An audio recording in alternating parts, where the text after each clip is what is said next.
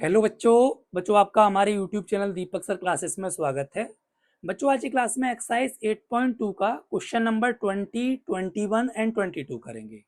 ठीक, तो एक बार क्वेश्चन नंबर 20 को पहले आप रीड कर लो।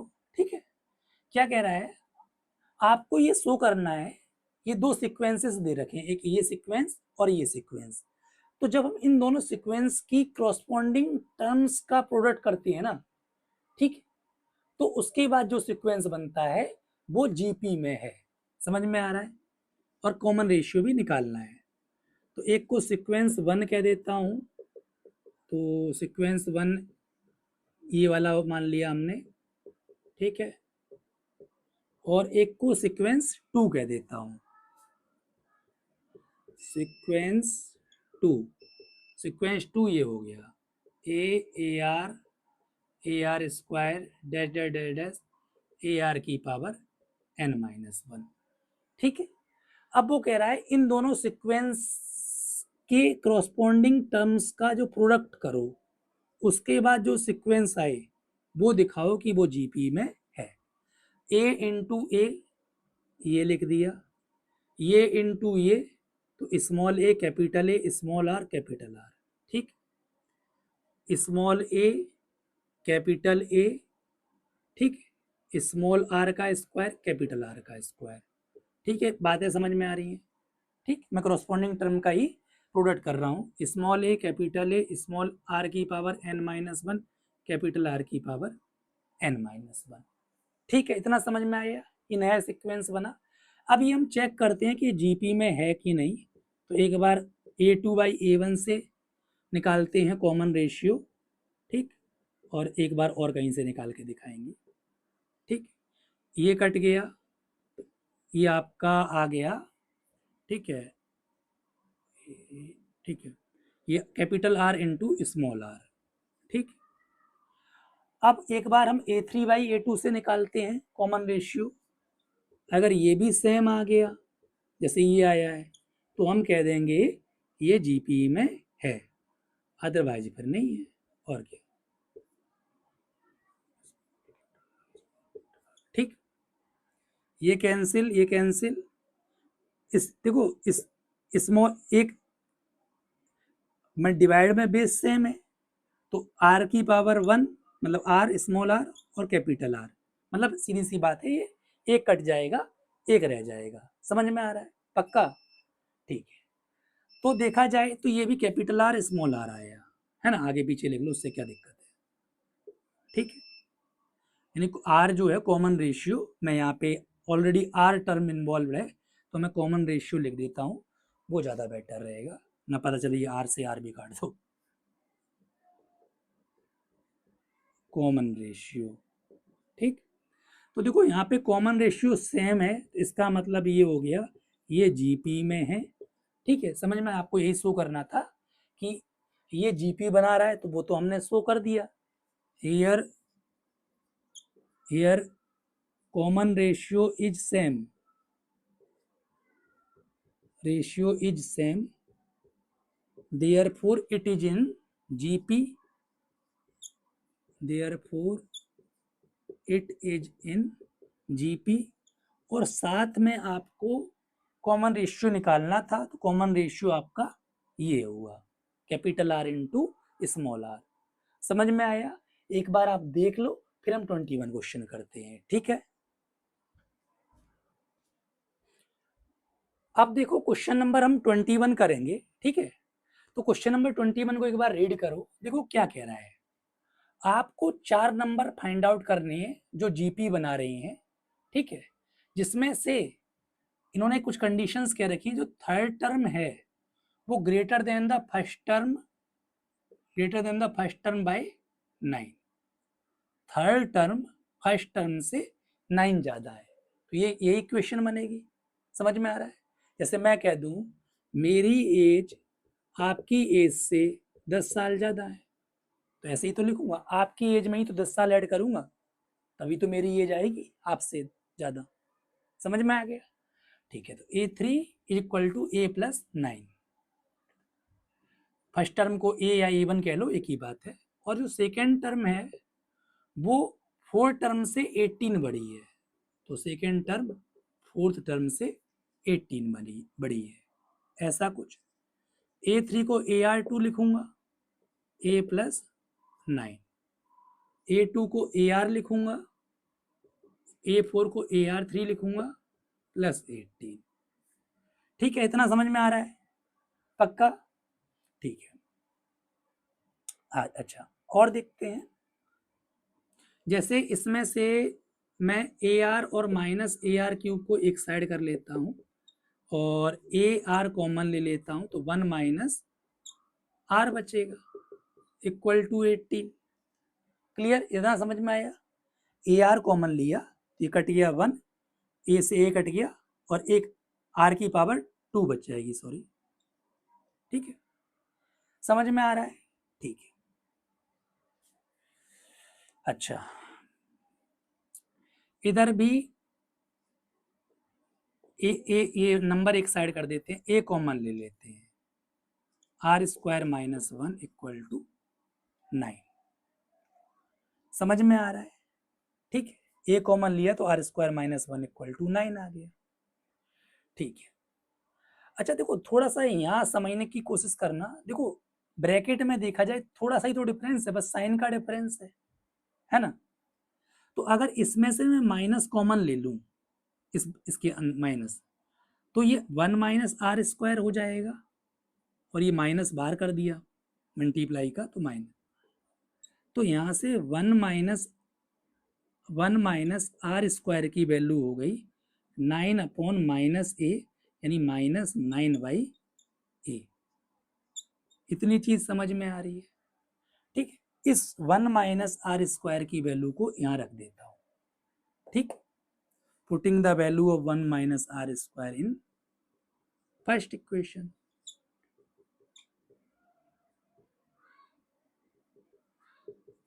ये सब समझ में आ रहा है कि नहीं आ रहा है? ठीक है, देखो कई तरीके हो सकता है, आप और किसी तरीके से सॉल्व करो इन दोनों इक्वेशंस को। तो मैथ्स में कोई एक मेथड थोड़ा नहीं होता है, किसी भी तरीके से आप कर सकते हो, बस सही होना चाहिए। ठीक, तो माइनस 9/A है,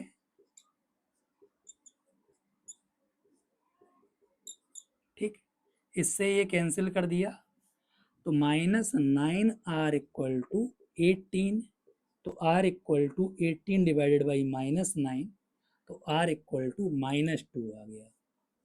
ठीक, ए देखो समझो, R की वैल्यू कितनी आ गई? -2 आ गई। ठीक, अब इस R की वैल्यू को मैं यहां रख देता हूं, तो वहां से A निकाल लूंगा, इसको रोमन नंबर वाली फर्स्ट कह देता हूं। ठीक, इधर आ जाओ। ठीक, putting R in first equation, first का मतलब रोमन नंबर वाली। ठीक, तो R की वैल्यू -2 आई है, तो यहाँ 1 माइनस R² है, तो -2 का square is equal to -9 upon A। 1 minus -2 का स्क्वायर तो +4 होगा। बताया था किसी भी नेगेटिव की पावर इवन होती है तो प्लस में आती है और ऑड होती है तब माइनस में आती है। ठीक है, इतना समझ में आ रहा है? ये आपका -3 हो जाएगा इक्वल टू -9। ठीक, क्रॉस मल्टीप्लाई करोगे, -3 equal to -9, A equal to -9 divided by -3, तो A इक्वल टू 3 हो जाएगा। ठीक, ए भी आ गया, आर भी आ गया, आपको फाइंड 4 टर्म बतानी थी। ठीक, तो समझना, अब इधर आ जाओ। A2 निकालते हैं, AR होगा 3 इंटू -2 -6, A2 आ गया।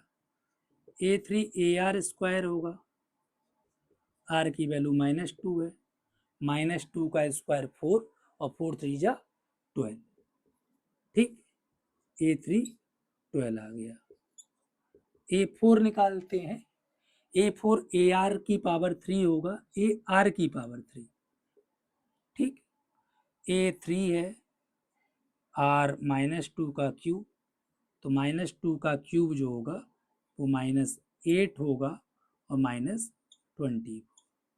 यानी मैं आपसे बोलूं तो स्टार्टिंग की जो 4 टर्म बोली थी ना, तो स्टार्टिंग की 4 टर्म हो जाएंगी जीपी की 3, -6, 12 और -24। समझ में आ रहा है? ठीक है, देख लो, फिर हम आगे अगला क्वेश्चन करते हैं।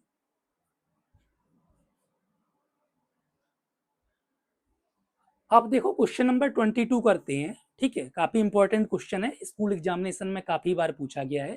ठीक है, तो ध्यान रखना, प्रूफ वाला है।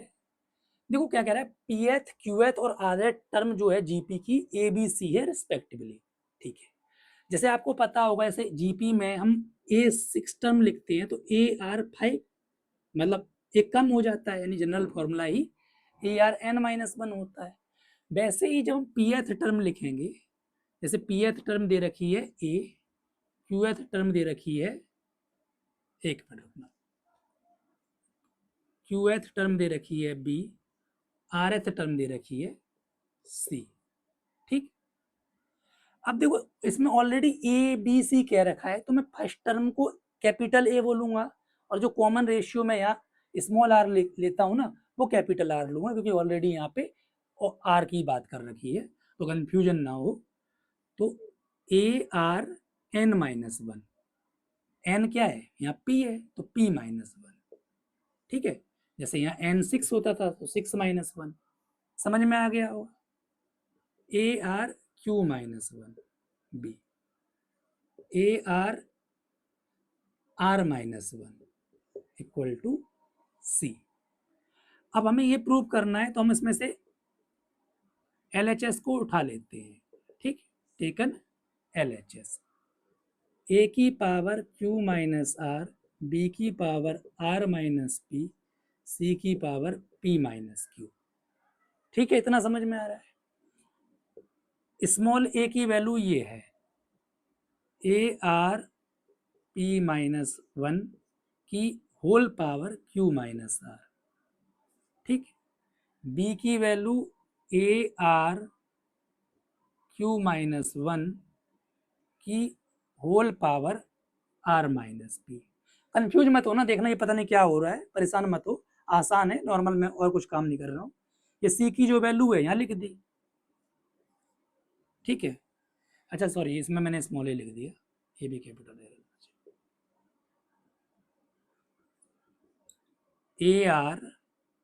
AR-R-1 की पावर, ठीक, P-Q। ठीक है, इतना समझ में आ रहा है। मतलब जो ये जो वैल्यूज आई हैं ए बी सी की, यहाँ रख दे रहा हूँ, उसके ऊपर जो पावर है वो सेम एज इट इज लिख दी गई है। क्लियर?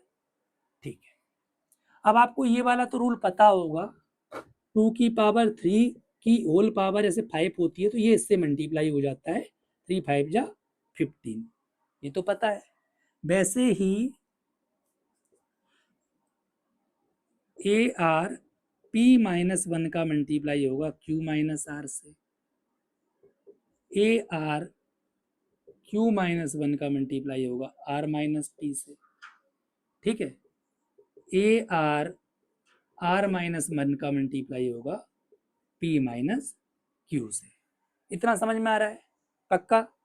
ठीक है, अब सुनो, ठीक है, अगर ध्यान से देखा जाए तो देखो, चलो पहले सॉल्व ही कर लेते हैं। ये PQ PR -Q, -1 का -Q से -Q, -1 का -R से तो +R। ठीक, Q का इन दोनों से तो QR -QP, -1 का इन दोनों से तो -R +P। ठीक, ऐसे ही इधर देखो AR, इस R का इन दोनों से,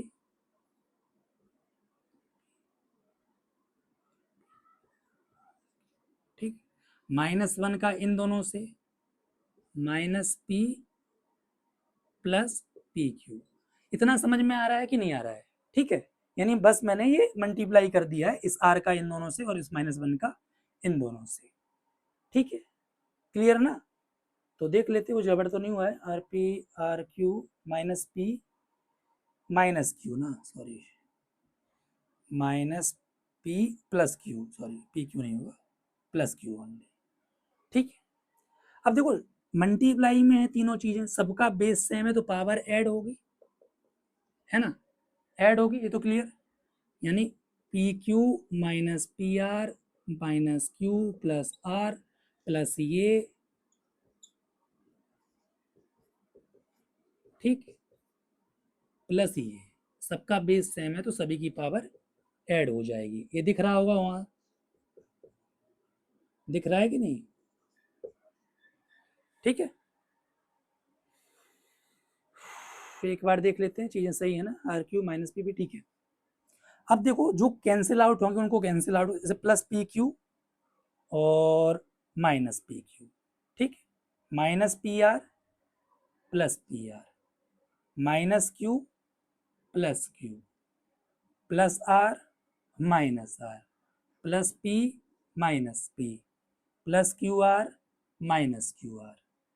ठीक, तो देखो सब कुछ कट गया, है ना, केवल ए आर की पावर, ठीक है, मतलब कटने के बाद तो यहाँ तो जीरो ही बचा, ठीक है, जीरो ही तो बचा, मतलब यहाँ तो कुछ बचा ही नहीं, समझ में आ रहा है, तो ये जीरो बचा। ए आर की पावर जीरो और किसी की पावर जीरो क्या होता है, वन। ठीक, तो हमें यही प्रूव करना था कि ये इक्वल टू वन, तो यहाँ लिख दोगे L H S equal to R H S. ठीक है, एक बार देख लो समझ लो, ठीक है, क्वेश्चन टफ नहीं था, देखो ये क्वेश्चन आप ये मत कहना कि टफ था, ठीक है, इजी था, बस कॉन्सेप्ट बेस्ड है। यानी हमने क्या करा, पी एथ क्यू एथ और आर एथ टर्म दे रखी थी, लिखा, इसे थोड़ा सा और एक्सपेंड करा, ठीक, एल एच एस उठाया, जो ए की वैल्यू आई थी, जो भी ए की वैल्यू वो लिखी, बी की सी की, इनके ऊपर जो पावर थी वो लिख दिए, उसके बाद इन इसका इससे मल्टीप्लाई, ठीक, और बेस सेम है तो पावर ऐड कर दी, हो गया। ठीक है, देख लो फिर हम आगे करते हैं।